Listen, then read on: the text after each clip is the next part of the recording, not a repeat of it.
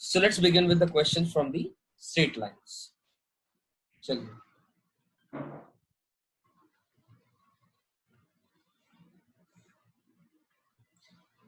so here is this question.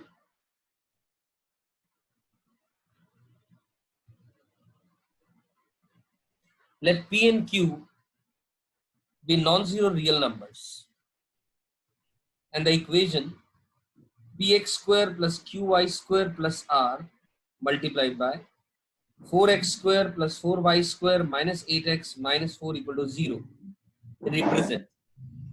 हमने इसके बारे में जानना है कि ये जो नेट इक्वेशन है व्हाट डज इट रिप्रेजेंट्स. ठीक, are you unable to see my screen? Yes sir. पूरा नहीं दिख रहा. पूरी नहीं दिख रही है स्क्रीन? कैसे नहीं सर, अब सही हो गई, अब सही हो गई. एक comfortable? Yes sir. Are you sure everybody is comfortable? Yes sir. चलो, so here's the question. Let me repeat again. Let P and Q be non-zero real numbers, and this equation is given to us as px square plus qy square plus r equal to r multiplied by 4x square plus 4y square minus 8x minus 4 equal to 0. What does it represent? So this is a not a single correct question. This is more than one correct. मैंने answers पहले mark कर रखे हैं यहाँ पर. ठीक है, एक बार ऑप्शंस को पढ़ते हैं. ए ऑप्शन कहता है two straight lines and a circle when r equal to 0 p and q are of the opposite side. B option कह रहा है two circles p equal to q होगा जब and r is of the same sign of r is of the sign opposite to that of p. And इसी तरह C option hyperbola और circle के बारे में, और डी ऑप्शन में सर्कल और एलिप्स के बारे में कमेंट किया. अब मैं ध्यान से देखो जरा. बेसिकली मैं सबसे पहले P X square plus Q Y square plus R equal to 0 अलग बात करूंगा, और 4x square plus 4y square minus 8x minus 4 equal to 0 अलग बात करूंगा. ठीक है, अब ध्यान से देखो. इसको देख करके क्या पता चल रहा है? इसको देख करके क्या पता चल रहा है कि अगर मैं 4x square minus 8x plus 4 अलग ले लूं और प्लस 4y स्क्वायर माइनस का 8 इक्वल टू 0 अलग लिख दूं, ये पोर्शन अलग और ये पोर्शन अलग, तो ध्यान से देखो ये क्या बन गया 4 टाइम्स ऑफ x माइनस का कितना 1 का whole square plus 4 times of plus 4y square और इक्वल टू 8. यानी एक सर्कल बन गया ये basically. This is a circle with the center 1,0 and the radius as 8/4 2 मतलब √2 आ जाएगा रेडियस इसका. तो ये तो एक सर्कल आ गया. ठीक है, अब सवाल उठता है इसके ऊपर. ऑब्वियसली हमें ऑप्शंस के थ्रू जाना पड़ेगा. Two straight lines and a circle when r equal to 0. अब अपने आप सोचो, अगर r को मैंने 0 कर दिया, लेट अस से मैंने r को 0 कर दिया, तो ये बन गया px square plus qy square equal to 0 and p and q are of the opposite sign. बिल्कुल सही है, अगर वो दोनों ऑपोजिट साइन के हो जाएंगे भले ही वो वैल्यू सेम हो या ना हो p और q की. एग्जांपल के तौर पे मैंने ऐसा लिख दिया x स्क्वायर माइनस का 2y square equal to 0. Yes, it represents a pair of straight lines, right. तो ऑप्शन नंबर ए तो यहाँ से करेक्ट हो जाता है. आगे बात करें कि जब p और q दोनों सेम हो जाएंगे और r is of the opposite sign that of p, बिल्कुल सही है ये बात भी. p और q दोनों अगर सेम हो गए इस इक्वेशन के अंदर में, लेट अस से p q इक्वल टू 1 हो गया एग्जांपल के तौर पे, p और q 1 हो गया, तो एक्चुअली में x square plus y square और r का जो साइन है वो ऑपोजिट है. लेट अस से मैंने -1 ले लिया वो, तो ये इक्वल टू 1, ये भी एक सर्कल आ गया. इसका मतलब ऑप्शन नंबर बी भी सही हो गया. ऑप्शन नंबर सी की बात करें, hyperbola and a circle when p and q are of the opposite sign and r is not equal to 0. p और q एक सर्कल तो है ही, ऑलरेडी प्रूव कर चुके हैं हम ये वाला पोर्शन. हाइपरबोला कब हो जाएगा? जब p और q दोनों ऑपोजिट साइन के बोला गया है. तो ले लो आप, लेट अस से p को 1 ले लो और q को -1 ले लो एग्जांपल के तौर पे. There could be another value also. तो हमने x स्क्वायर माइनस का y square and r of the opposite sign and r is not equal to 0. ठीक है, r नॉट इक्वल टू 0 है, 1 ले लो, -1 ले लो, लेट अस से ये भी ले लिया. तो ध्यान से देखिए ये हाइपरबोला को रिप्रेजेंट करता है. तो यहाँ से ऑप्शन नंबर सी भी सही आ जाएगा। और ऑप्शन नंबर डी की अगर हम बात करें तो circle and an ellipse when P and Q are unequal but of the same sign and R is of the opposite sign to that of P. बिल्कुल सही है ये बात भी, ध्यान से देखो। पी और क्यू अनइक्वल है, लेट अस से पी को 1 ले लिया, क्यू को मैंने मान लो 3 ले लिया, ठीक। तो x square plus 3y square दोनों का सेम साइन होना चाहिए, दोनों को पॉजिटिव ले लिया। आप दोनों को नेगेटिव भी ले सकते हो और r का ऑपोजिट साइन हो जाएगा। लेट अस से r की वैल्यू एक नेगेटिव ले ली, तो r की वैल्यू नेगेटिव ले ली, माइनस का 3 इक्वल टू 0। तो ध्यान से देखो ये क्या बन जाएगा, X square plus 3y square equal to 3। Yes, it represents a equation of an ellipse. सही है, तो ऑप्शन नंबर डी भी सही हो जाएगा। आई होप ये क्वेश्चन समझ में आ गया। चलें आगे, और यही कुछ लिखा हुआ है, मैंने सॉल्यूशन में भी देखो जरा ध्यान से। The same thing is written. ये एक सर्कल बन गया और इसके लिए P X square plus Q Y square plus R equal to 0 के लिए अलग अलग इक्वेशंस को हमने एक एक करके डील कर लिया and we came out with the conclusion. Right? हाँ भाई, समझ आ गई यहाँ तक बात? Yes sir. चलो बढ़िया, कुछ कुछ ठीक ठाक से क्वेश्चन लेता चलूंगा मैं, अच्छे लगेंगे कुछ क्वेश्चंस आपको। चलो moving on to the question number 2। This question, इसके अंदर में लिखा है in an acute triangle ABC if the orthocenter, centroid and circumcenter are given to us, ठीक है, then B cannot be। B क्या नहीं हो सकता? फिर दोबारा it is a multiple correct option, as you can see all the options are marked, ABC चारों ही answer है इसके। अब ट्रायंगल ABC, हमने एक चीज पढ़ रखी है क्या, HGO 2:1 रेशियो के अंदर में बांटते हैं। H का मतलब ऑर्थो सेंटर और G का मतलब सेंट्रॉइड की बात हो रही है और O का मतलब सरकम सेंटर की बात हो रही है। लेट अस से मैं O की जगह पर यहाँ पर इसको मैं S लिख दूंगा, ठीक है ना। तो हम जानते हैं कि जब ये सारे के सारे एक ही लाइन में लाई करते हैं तो यहाँ से ये क्या आ जाएगा, कोलिनियर आ जाएगा। क्या आ जाएगा? कोलिनियर आ जाएगा। ये बोल सकते हैं किसी भी ट्रायंगल के अंदर में बात होल्ड ट्रू करती है, leaving aside only the case of an equilateral triangle wherein all the 3 points coincide each other। और जब ये सारे के सारे कोलिनियर हैं तो इसका ये तीनों पॉइंट मिलकर के एक ऐसा ट्रायंगल बना रहे हैं जिसका कि डेल्टा 0 हो जाएगा। ट्रायंगल बना रहे हैं जिसका कि डेल्टा या एरिया 0 हो जाएगा। यानी मैं ऐसा लिख सकता हूं 4b1 b 2b minus 8 1 minus 4 8 1, ये डेल्टा की वैल्यू 0 आ जाएगी। यहां से बोला जा सकता है ना, इसमें तो कोई परेशानी नहीं है, ठीक है। अगर ये बोला जा सकता है, देखिए इसके अंदर में क्वेश्चन में थोड़ा सा क्लिक किया था, ध्यान से देखो। Let me come directly with the calculation, I have written down a solution over here. देखो जरा ध्यान से, मैंने इस डेल्टा को 0 कर दिया। 0 करने के बाद, सॉल्व करने के बाद यहां से b की वैल्यू आती है 2, एक आ जाती है 8 और एक आ जाती है 12। ये गलत है, लेकिन ध्यान से देखो ऑप्शन के अंदर में 8 और 12 दिया हुआ है ऑलरेडी। तो कायदे से तो अगर आप जल्दबाजी में करेंगे इस सवाल को तो 8 और 12 आप आंसर मार्क कर देंगे। लेकिन आप कुछ भूल रहे हैं यहाँ पर। क्या भूल रहे हैं? ध्यान से देखिएगा, बी तो 8 और 12 तो आ गया। It is wrong because collinearity does not explain centroid, orthocentre and circumcentre. केवल कोलिनियरिटी से ये बात नहीं समझ में आती। अभी अभी हमने 2 मिनट पहली बात करी है, HGO 2:1 रेशियो में बांटते हैं, G इंटरनली डिवाइड करता है इनको 2:1 रेशियो के अंदर में। तो उस हिसाब से अगर मैं सेक्शन फॉर्मूला से जाऊंगा, let me try and figure out. Section formula से मैं B की वैल्यू निकाली, ये x कोऑर्डिनेट के थ्रू निकाली वैल्यू और ये y कोऑर्डिनेट के थ्रू निकाली, क्या आ जाएगा? वही आएगा ना, माइनस का 4, x कोऑर्डिनेट की बात करूं, -4 × 2 plus 1 × 4 divided by 2 + 1 3, it is equal to b। ये x कोऑर्डिनेट आ गया, ये y कोऑर्डिनेट आ गया। अब ध्यान से देखो, जो भी है, कोई भी कॉमन वैल्यू b की आ ही नहीं रही है।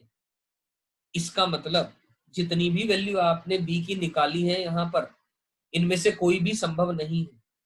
आई एम रिपीटिंग, इनमें से कोई भी संभव नहीं है। अधिकतर बच्चे इस क्वेश्चन में क्या करते कि या तो डेल्टा 0 का कॉन्सेप्ट लगा देते या HGO का रिलेशन लगाते। HGO का रिलेशन अगर लगाते, आपके पास b की 2 अलग अलग वैल्यू आती, शायद you could have come to a conclusion कि वो दोनों आंसर नहीं होंगे।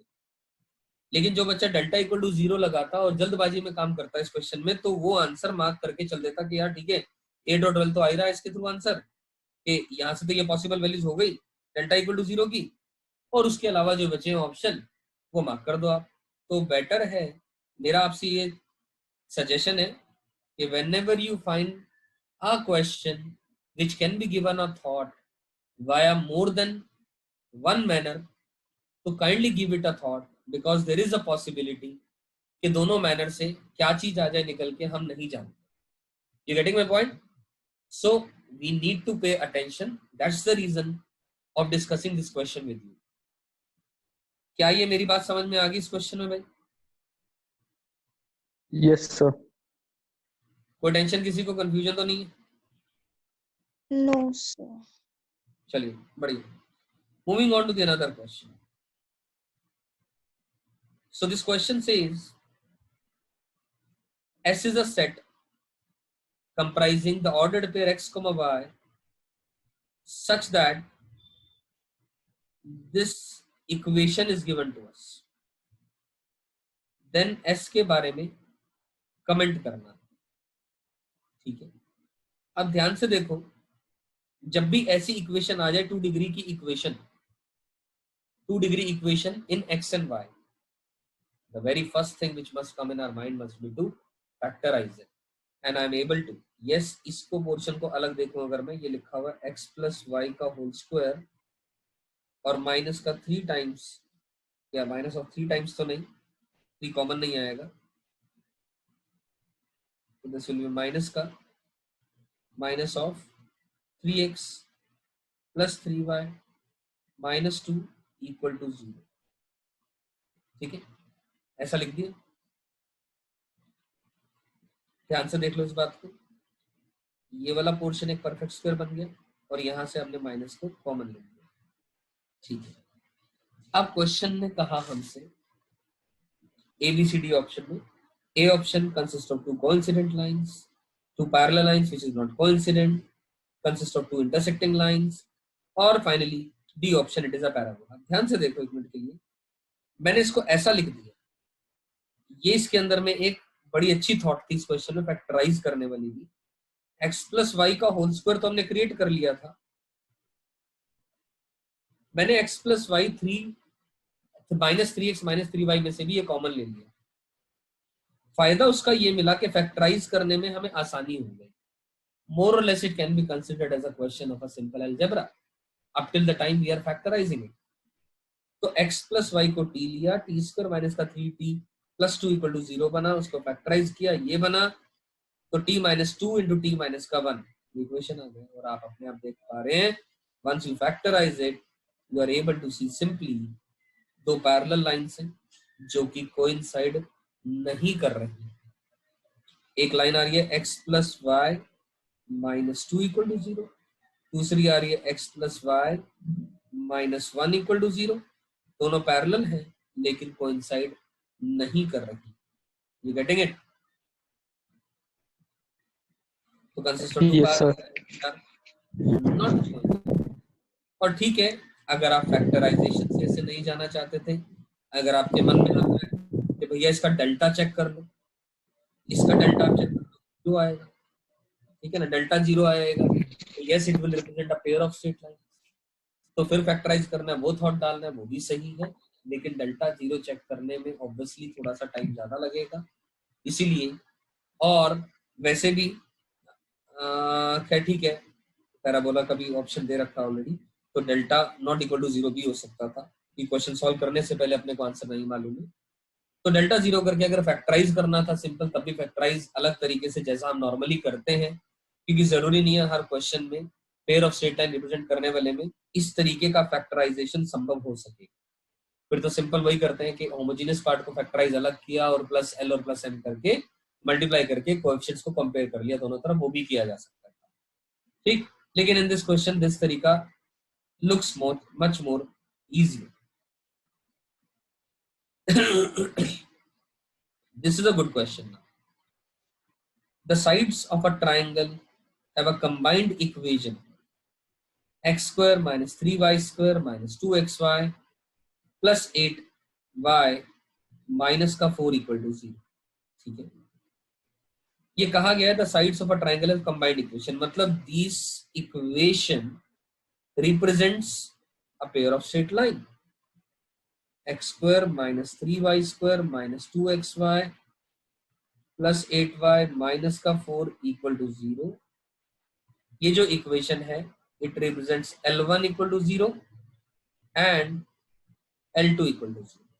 ठीक है, और L1 और L2 ट्राइंगल की दो sides. The third side which is variable always passes through this point। तीसरी साइड जो है ना -5, -1 पॉइंट से पास कर रही है। सो दिस इज इंपॉर्टेंट, इसको लिख लिया अलग से। ठीक है, अब क्या बोला गया है, the range of the values of the slope the third line. Range किसकी, values of the slope the third line, so that the origin is the interior point of the triangle. जो ओरिजिन है वो उस triangle का जो बनेगा वो एक इंटीरियर पॉइंट है, तो उस केस में स्लोप की रेंज दी गई है। आई एम रिपीटिंग, स्लोप की रेंज दी गई है and we have been asked कि अगर वो a से लेकर के b है तो a + 1/b स्क्वायर की वैल्यू निकालनी है अपने को। That's the required question and it is an integer type question. ध्यान से देखो कि आंसर जो है एक इंटीजर आ रहा है और शायद इसी फॉर्मेट में कन्वर्ट इसीलिए किया गया क्योंकि m की जो रेंज आ रही है ये भी मैंने साथ में आंसर में दे दी गई है -1 से लेकर के 1/5। अब सबसे पहला काम तो दिमाग में आता है इस गिवन पेयर ऑफ इक्वेशन को फैक्टराइज कर लेंगे। तो देखो फैक्टराइज करने में टाइम नहीं खराब करते हैं। लेट मी से आई एम श्योर कि आप सब फैक्टराइज कर पा रहे होंगे। Let me go directly to the solution. ये फैक्टराइज किया हुआ मैंने, ये इक्वेशन है, इसको फैक्टराइज करके एक इक्वेशन और ये दो इक्वेशन आ गई अपने पास। ठीक है, क्वेश्चन ने कहा और L1 और L2 को रिप्रेजेंट कर रही है, तो ध्यान से देखो this equation is L1, this equation is L2। मैंने प्लॉट ही कर दी इन दोनों को इसके ऊपर XY एक्सिस के ऊपर, XY एक्सिस के ऊपर प्लॉट कर दिया, यानी पहली इक्वेशन आ गई x + y - का 2 = 0। This equation is represented by L1 = 0 and this equation x - का 3y + का 2 = 0, this equation is represented by L2 = 0। is that clear? तो यहां तक हमें बात समझ में आ गई है। ओके, अब हमने ध्यान से देखा, ये चीज ध्यान देने की है, बहुत इंपॉर्टेंट है। क्वेश्चन ने क्या कहा था, दोबारा पढ़ते हैं क्वेश्चन को, कि जो थर्ड लाइन है जो कि वेरिएबल है, थर्ड लाइन है वेरी कर रही है, वेरी कर रही है तभी तो उसका स्लोप वेरी कर रहा है। स्लोप को वेरी इस तरीके से कराना है कि ट्राइंगल के अंदर में, यानी ट्राइंगल का इंटीरियर पॉइंट बन जाए ओरिजिन। M I right? तो उसके लिए हमें डायग्राम को प्लॉट करना पड़ेगा। L1 और L2 को तो हमने प्लॉट करके देख लिया। क्वेश्चन ने कहा जो तीसरी लाइन है वो -5, -1 से पास कर रही है, तो बड़ी मजे की बात है -5, -1 जो है वो L2 लाइन के ऊपर लाई कर रहा है। ध्यान से देखो, -5, -1 lies on this line x - 3y + 2 = 0। ये नजर आ रही है अपने को बात? This has to be checked. जब भी क्वेश्चन के अंदर में एक्सटर्नल को ऐसा डाटा दिया जाए तो मेरा आप सबसे रिकमेंडेशन है कि उसके अंदर में आप पुट करके जरूर देखें, कोई ना कोई थॉट जरूर आएगा। एनीवेज -5, -1 ये पॉइंट रहा, it is lying on this line L2। तो आप अपने आप सोच करके देखो, इस डायग्राम को थोड़ा सा इलेबोरेट करके मैं और समझाना चाहूंगा। ये मैं सेकेंड, ये लाइन थी L1 = 0, ठीक है, ये लाइन है L2 = 0, ओके, -5, -1 ये कोई ना कोई पॉइंट लाई कर रहा है, ठीक है। अब ये पॉइंट है origin, this point is origin. Question ने कहा हमें, क्या कहा, ओरिजिन इंटीरियर पॉइंट हो जाए उसके लिए m की रेंज निकालनी है।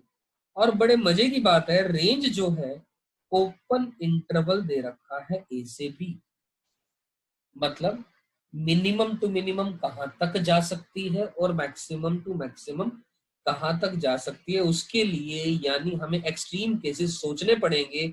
और एक्सट्रीम केस सोचने पड़ेंगे का मतलब मेरा ये है कि देखो जरा, अगर मैं इधर की तरफ जाना चाहता हूं क्या ये इस केस में, मान लो ये एक वन ऑफ द पॉइंट हो गया ट्राइंगल का, ठीक है, ये वन ऑफ द पॉइंट हो गया, ये तो है ही एपेक्स, तीसरा पॉइंट ही वेरी करेगा बार बार। क्या इस केस में जो मैंने अभी ये ट्राइंगल बना दिया considering this point as the third point, क्या ये ट्राइंगल के अंदर में 0 0 इंटरनल पॉइंट है? हाँ बिल्कुल सही है। क्या इस केस में है? Yes. Let me extend this line further more, just a second.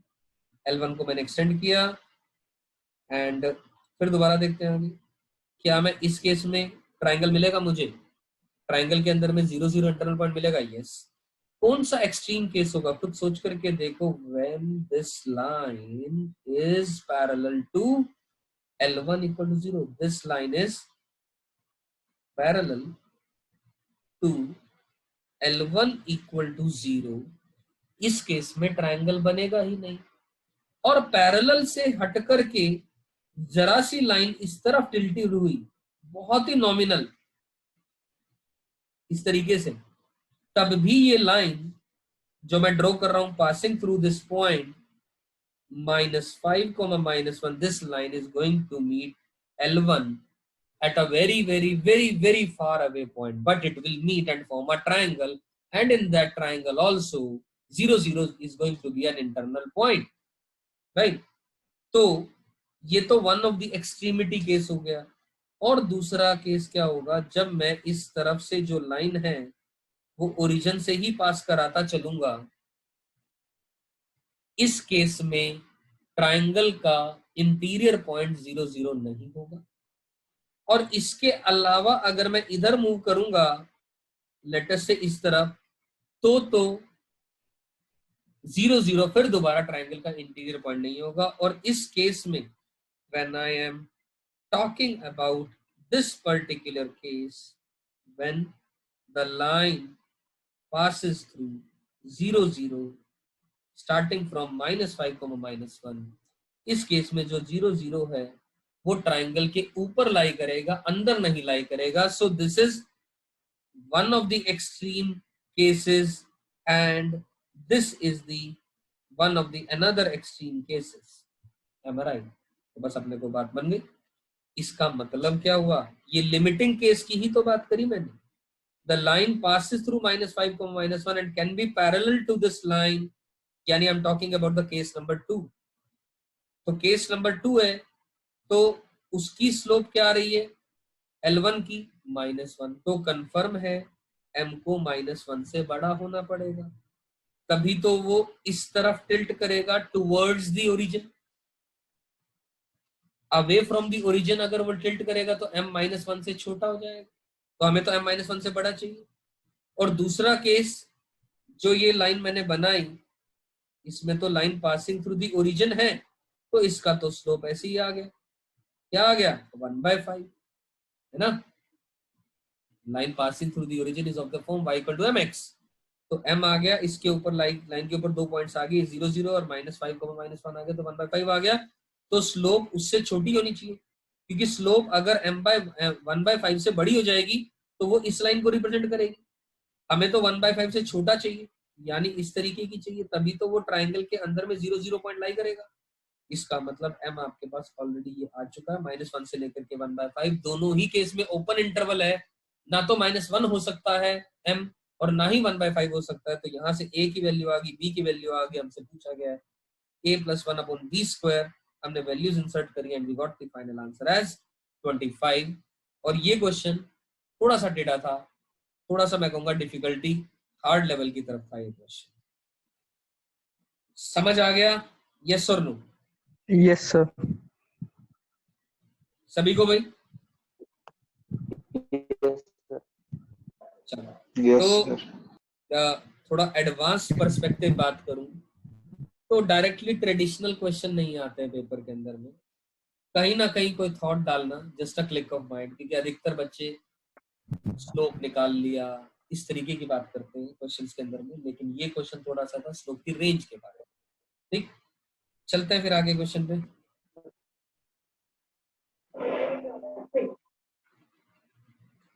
Now it's a paragraph, चलो पढ़ते हैं। I've tried to take a mix up of questions, so let's talk about this paragraph. So consider a triangle ABC whose sides AB and AC are represented by L1 equal to 0 and L2 equal to 0. ठीक है, let us से एक minute के लिए मैं triangle बना लेता हूँ, फिर आगे जो कहा गया क्वेश्चन में हम पढ़ते चलते हैं. ट्रायंगल क्या है? A, B and C. AB is represented by L1 equal to 0. AC is represented by L2 equal to 0. Let the centroid, orthocenter, circumcenter GHS से represent कर दिया उनको. Okay. L equal to 0 denotes the line BC. ये BC जो है L equal to 0 से denote की जाती है. अब let us talk about the questions one by one. L1 दिया हुआ है 2x माइनस का y equal to 0. Okay, L1 की इक्वेशन दे रखी है 2x माइनस का y इक्वल टू 0. L2 की इक्वेशन दी हुई है x plus y equal to 3. Centroid दिया हुआ है. अब सेंट्रॉइड क्या होता है हम जानते हैं, मीडियंस का जो इंटरसेक्शन है, यानी ये जो पॉइंट होगा, this point is going to be the midpoint of BC. This particular point is going to be the midpoint of BC, and let us say this point is G, and G is given to us as 2,3. G 2,3 दे दिए. We have been asked to find the slope of the line L equal to 0. Slope of the line L, ये अपने को पूछा गया. This is the question. सही है. अब पहले थॉट डालते हैं और फिर आगे क्वेश्चन पे चलेंगे. सॉल्व नहीं करेंगे, क्वेश्चन का सॉल्यूशन मैंने लिखा है. I will explain that solution so that our time is saved in the calculation part at least. तो ठीक है, सबसे पहला काम एक काम करते हैं. L1 दे रखी है, L2 दे रखी है, उनका इंटरसेक्शन निकालेंगे तो A पॉइंट आ जाएगा. G दे रखा है, हम जानते हैं ये 2:1 रेशियो में बांटता है. जो मीडियन है, अगर मैं इस पॉइंट को D मानता हूं तो मेरे पास सेक्शन फॉर्मूला से, आई am repeating, from the section formula मेरे पास क्या आ जाएगा, D का कोऑर्डिनेट आ जाएगा. अब D का कोऑर्डिनेट आ जाएगा, इसका मतलब अब आप सिंपल सोचो, बिल्कुल बहुत सिंपल सोबर तरीके से सोचने को कह रहा हूं. ध्यान से देखो मेरी बात को. अगर ये एक BC लाइन, ये B पॉइंट है, ये C पॉइंट है, ये D पॉइंट है, इसका कोऑर्डिनेट हमने मालूम कर लिया. लेट अस से इसका कोऑर्डिनेट हमने लिखा था x1, y1, और x1, y1 की वैल्यू हमें मिल गई वाया द सेक्शन फॉर्मूला तरीका. तो हम एक चीज जानते हैं, अगर ये डिस्टेंस r है तो ये भी डिस्टेंस r है. और अगर इस लाइन की स्लोप निकालनी है तो लेट अस से m जो है वो tan थीटा के इक्वल है, and theta is the angle of inclination of BC. जो BC साइड है उसका एंगल ऑफ इंक्लिनेशन मान लिया हमने थीटा. तो दोस्तों हम जानते हैं एक parametric form of straight line पढ़ी है हमने. पैरामीट्रिक फॉर्म क्या पढ़ा हुआ उसमें, कि एक लाइन के ऊपर r डिस्टेंस की दूरी पर लाई करने वाले पॉइंट का कोऑर्डिनेट x1 प्लस माइनस का r cos theta, y1 plus minus का r sin थीटा होता है. प्लस तब लेते हैं जब अप साइड जाते हैं, माइनस तब लेते हैं जब डाउन साइड जाते हैं. ये अप साइड की बात कर रहा हूं, ये डाउन साइड की बात कर रहा हूं. तो r की टर्म्स में ये कोऑर्डिनेट आ जाएगा, और C point is lying on the line AC की इक्वेशन के अंदर में उसको सेटिस्फाई करा दोगे आप, तो क्या आपके पास आंसर नहीं आएगा? ये थॉट है इस थॉट को ले चलते हुए देखते हैं सॉल्यूशन। देखो जरा आपका टाइम बचेगा। इंटरसेक्शन पॉइंट आ गया 1,2 यानी ए पॉइंट की बात which we were talking about. Section formula की हमने बात करी। यहां से हमारे पास x1 y1 यानी m जिसको हमने d माना था वो कोऑर्डिनेट आ चुका है 5/2, 7/2। एल लाइन की इक्वेशन यानी BC की बात की जा रही है, वही पैरामीट्रिक कोऑर्डिनेट। इसको x1 y1 मान लिया, इसको x2 y2 मान लिया। x1 plus r cos theta, y1 plus r sine theta से ये x1 y1 आ गया, और x1 minus r cos theta y1 minus r sin theta से हमारे पास x2 और y2 यानी v का कोऑर्डिनेट आ गया एज पर दिस डायग्राम। हम जानते हैं x1 y1 यानी जो कोऑर्डिनेट c का है वो ac के ऊपर लाई कर रहा है, तो इसको सेटिस्फाई करा दो, और x2 y2 ab के ऊपर लाई कर रहा है, उसको सेटिस्फाई करा दो। यही बात हमने की थी डिस्कशन में, और सेटिस्फाई किया। दो इक्वेशन, दो अननोन। अननोन क्या क्या थे? r और थीटा। दो इक्वेशन, दो अननोन आपके पास। हमने थीटा निकालना है, थीटा आ गया तो अपने पास tan थीटा आ जाएगा, that will be answer. You getting the point? Theta आ गया तो हमने आंसर निकाल लिया। समझ आ गई मेरी बात?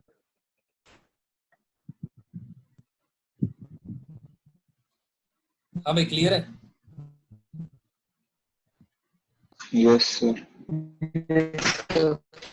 Yes sir. चलो ठीक है, बढ़िया बढ़िया बढ़िया। आगे चलते हैं सवाल नंबर 2 पे इसका। क्वेश्चन ने कहा, पहली ऊपर जो इन्फॉर्मेशन दी गई थी वो तो सही है, L1 L2 और L का जिक्र किया गया। अब क्वेश्चन नंबर 2 में कहा गया L1 और L2 लाइन दे देगी। अब हमें सेंट्रॉइड की बजाय ऑर्थो सेंटर दे दिया गया यानी H दे दिया गया। This has been given to us and we have been asked to find the y intercept of the line L equal to 0। और y intercept निकालने के लिए हम जानते हैं, अगर हम लाइन L इक्वल टू 0 की इक्वेशन निकाल लेंगे और x इक्वल टू 0 कर देंगे तो y इंटरसेप्ट आ जाएगा। तो बेसिकली लाइन की इक्वेशन निकालनी है L की, और लाइन की इक्वेशन निकालनी है तो उसके लिए दो बातें चाहिए होती हैं, एक point lying on that line and a slope of that line. अब पिछला जो क्वेश्चन नंबर 1 था उसके अंदर में तो सेंट्रॉइड के बारे में बात की गई थी, अब बात की गई है ऑर्थो सेंटर के बारे में। तो without wasting the time let us do it. देखो जरा। अच्छा, ये चलो पार्ट नंबर 1 में भी कुछ ऑल्टरनेट सॉल्यूशन है, तो आई शेयर। एक बार ये भी देख सकते हैं, पार्ट नंबर 1 की ही बात कर रहा हूँ। ये सेंट्रॉइड के कोऑर्डिनेट्स थे, ठीक है ना। ये रिलेशन आ गया एब्सिसास में और ऑर्डिनेट्स के अंदर में। तो x1 y1 will satisfy L2 equal to 0, ये आ गया। x2 y2 will satisfy this thing, यहाँ से भी आ जाएगा, एक ही बात है। देयर इज नो नथिंग, बहुत ज्यादा न्यू कुछ नहीं है। So moving on to the part number 2 now. ध्यान से देखो, वही बात, ये L1 दे रखा है, ये L2 दे रखा है, तो ये ऑर्थो सेंटर दिया हुआ है। अब ऑर्थो सेंटर एक ऐसी लाइन के ऊपर लाई करता है, यानी ए से एक परपेंडिकुलर ड्रॉप किया गया AD BC के ऊपर। तो ए का कोऑर्डिनेट जब हमें मालूम है, H का कोऑर्डिनेट अपने को मालूम है, तो AD की स्लोप पता है, AD की स्लोप पता है, तो हमें BC की स्लोप पता है। कारण क्या है? Slope of AD into slope of BC will be equal to -1। सही है बात यहाँ तक? तो BC की स्लोप आ गई, और कोई भी लाइन की इक्वेशन को हम लोग y equal to mx plus c form में लिख सकते हैं, यानी ये लिख लिया, यानी ये इक्वेशन आगे सिंप्लीफाई होकर। ठीक है, यहाँ तक कोई कंफ्यूजन नहीं है? सही है। अब बात करते हैं, हमारे पास देखो और एडिशनल क्या दे रखा है, हमारे पास AC की इक्वेशन दे रखी है, यानी AC की स्लोप दे रखी है। AC की स्लोप दे रखी है तो BE की स्लोप आ जाएगी m1 into m2 equal to -1 से, और BE की स्लोप दे रखी है और H का कोऑर्डिनेट दिया हुआ है, यानी BE की इक्वेशन आ जाएगी। इक्वेशन ऑफ BE क्या दी हुई है? देखो, मेरा कहने का मतलब ये था कि BE की हमारे पास स्लोप तो आ ही जाएगी m1 into m2 equal to -1 से। अब यहाँ पर हमने BE की इक्वेशन निकालने के लिए अलग तरीके से, यानी फैमिली ऑफ लाइंस का भी इस्तेमाल कर लिया। क्या फैमिली ऑफ लाइंस मतलब? Equation of BC plus lambda times of 2x plus y equal to 0। ध्यान से देखो, इक्वेशन ऑफ बीई की बात हो रही है। बीई की इक्वेशन में जब हमारे पास ये बीसी की इक्वेशन पता है, AB की इक्वेशन पता है, तो माय डियर हम ऐसा ही तो लिखते हैं, any line passing through the intersection of those two lines. मान लो ये L1 इक्वल टू 0 है, ये L2 इक्वल टू 0 है, तो इस इक्वेशन की line L1 plus lambda L2 equal to 0 आ जाएगी via the family of lines. तो वही BC का और AB का इस्तेमाल करके हमने BE की इक्वेशन लिख ली फैमिली ऑफ लाइंस, और BE परपेंडिकुलर टू AC है। जैसा मैं पहले थॉट बता रहा था वैसा भी कर सकते थे, या ऐसा भी कर दो कि BE की स्लोप हमने ऐसे निकाल ली लेमडा की टर्म्स में, और AC की स्लोप हमें पता है ऑलरेडी 1 है, और दोनों की स्लोप का प्रोडक्ट क्या आएगा, -1 आएगा, यानी BE की स्लोप -1 आ गई, यानी लेमडा की वैल्यू -3 आ गई। लेमडा -3 आ गया तो BE की इक्वेशन आ गई, और BE की जो इक्वेशन है वो 2,3 से पास कर रही है, सेटिस्फाई करा दोगे तो C आ जाएगा। और C क्या होता है, y equal to mx plus C के अंदर में जो C होता है वो y इंटरसेप्ट ही तो होता है। C itself is the y intercept in the equation of the form y equal to mx plus C, and जो C था y intercept था वो इक्वेशन BC का था। आई होप क्लियर है। इसी क्वेश्चन को आप अलग अप्रोच से भी कर सकते थे, लेकिन this is one of the approach. Am I able to make you clear?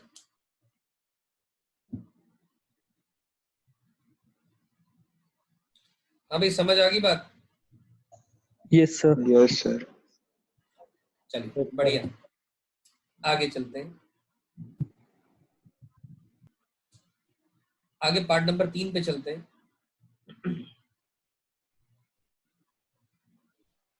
Part number 3 में क्या दिया हुआ है, L1 L2 दोबारा अब डाटा चेंज कर दिया गया।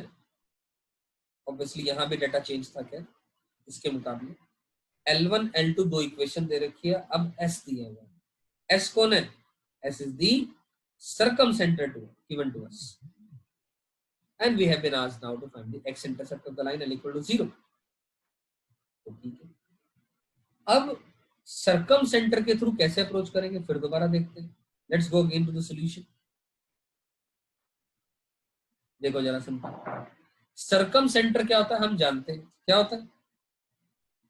सर्कमसेंटर is the point of intersection of the perpendicular bisectors. मतलब ये लाइन और ये लाइन दोनों बराबर होंगी, और ये परपेंडिकुलर, और ये और ये बराबर, और ये परपेंडिकुलर इसके, और इसी तरह यहाँ भी परपेंडिकुलर, ये लाइंस बराबर होंगी लेंथ।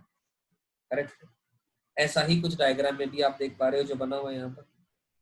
तो ठीक है, AB की इक्वेशन ये दे रखी है, AC की इक्वेशन ये दी गई है, और हमें BC की इक्वेशन निकालनी है। सिंपल बात, ऐसे समझे तो ठीक है।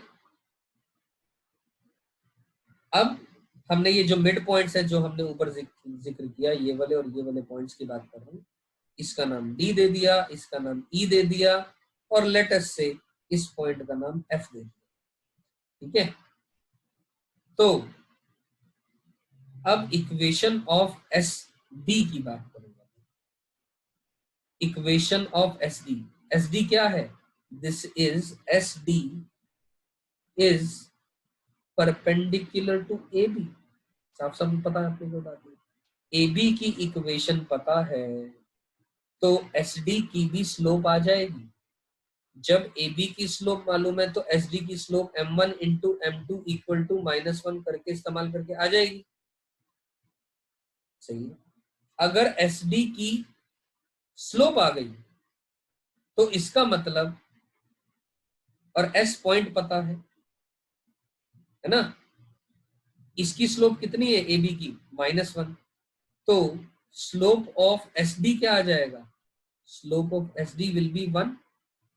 ठीक, तो इक्वेशन ऑफ एस डी क्या हो जाएगा? y माइनस का 1 is equal to m times of x minus का 2 because it is passing through 2,1। वो इक्वेशन आ गई।